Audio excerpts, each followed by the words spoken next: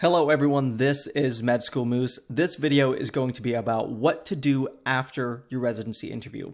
So in two of my previous videos, I talked about how to prepare for a virtual residency interview, and I talked about questions to ask during that interview. This is going to be the last part of that, okay? The interview's happened, that part is over with. What do you need to do now? What are the things that you need to do to kind of prepare and, line yourself up for success? So I'm going to provide a couple of tips here. Same disclaimer as always, these are just my opinions, okay? This is in no way any professional advice. This is not to guarantee you a residency spot or anything like that. You may hear different information from different resources. These are just my opinions.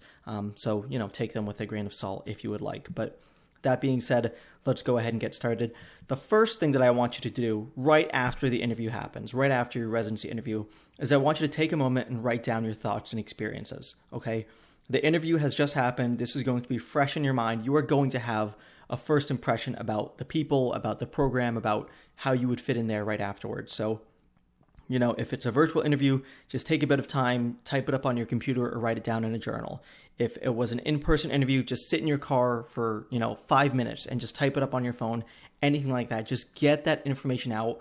What were the things you liked, the things you did not like, the things that surprised you, your overall impression of the program, how you would feel that you fit into that program.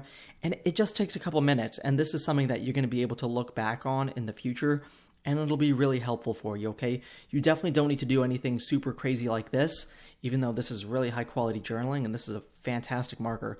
But just get something down, pen to paper or fingers to phone, whatever you need to do, just to have that information so that you can reference it in the future, because you're not going to remember it as much a day, a week, a month from now. So take a bit of time, write down your thoughts and experiences. Then the thing that I want you to do right after that is just go do something else, okay? The interview happened, the hard part's over. It is super easy to get into your head. Well, how did I do? What did they think of me? Maybe they don't like me. That one interviewer was really stone-faced, so I don't know if they even cared about what I was saying. Those thoughts are going to happen, right? Everyone's going to have that. No one's going to walk out of a residency interview and be like, I crushed it. I'm good. I'm going to get into residency now. But the hard part's over, okay? You worked hard. You did the interview. Now go and do something else. A hobby, go outside, go for a run, exercise, whatever you need to do to kind of de-stress and unwind after that interview, because let's face it, that interview day may have been several hours, okay? It may have been half of your day. You don't need to spend any more time that day stressing about it. Please go do something else, and you can kind of come back and revisit this a little later. And then once you've done something else, what I want for you to do is to tell someone else about your experience, okay? Writing it down and, getting all of that down in your own words and your own thoughts, that's completely uncensored, I think is the most helpful thing. But another thing that I think is also really helpful is just telling someone else, whether that's one of your classmates, a friend, family member, and that's going to be useful for two reasons. One, that's going to be a little bit therapeutic for you, right? It was stressful, there was a lot going on, you were really nervous, whatever. You're able to just kind of get that out of your head and just, spew that somewhere else, and that'll give you a little bit of stress relief. And then the second part of this that I think is beneficial is when it comes time to, create your rank list and consider all of these programs, and I'll talk about this a little bit more in a future video.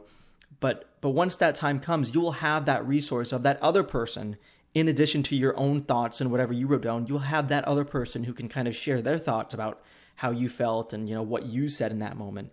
That may also be really beneficial for, considering all of these programs in the future. The fourth thing to consider is going to be thank you cards or thank you emails. This is something that a lot of medical students worry about, whether or not they should send thank you cards or these thank you emails. And the answer that I'm going to give, and it may not, it may be frustrating for some people, but that's going to be a personal decision. That's going to be up to you. Okay, I am a personal firm believer of thank you cards or thank you emails. I think that's totally acceptable. Okay, if you are going to send those, I recommend a little bit of personalization. So if it was a resident or a faculty member and you talked about one of your hobbies, let's say cooking or something like that, I would mention that in the thank you card or the thank you email. I really enjoyed our conversation about cooking. Thank you so much for that tip. Thank you for, giving me insight about what to do in the area. Something like that, that'll kind of just be that little extra nudge to make you stick out a little bit more in their mind. I think it's totally okay to do the thank you cards. If you are going to do them, I want you to do that one extra little thing, as opposed to just a generic thank you very much for the opportunity letting me interview. You can always add in a little bit extra there. But that being said, if you don't feel comfortable with it, if you feel like it's going to be overkill, if it's something that makes you nervous, you don't have to do it. I will say, having been in these interviews and been in these situations where we're ranking candidates for a residency program, we've never been, thinking that, oh, well, they sent a thank you card, so let's rank them a little bit higher. Or they did not send a thank you card, so let's rank them a little bit lower. It's definitely a kind gesture. It will be appreciated. It may help, the person that was interviewing you to remember you a little bit more. But in the long run, it probably doesn't make as big of a difference as many people think that it does.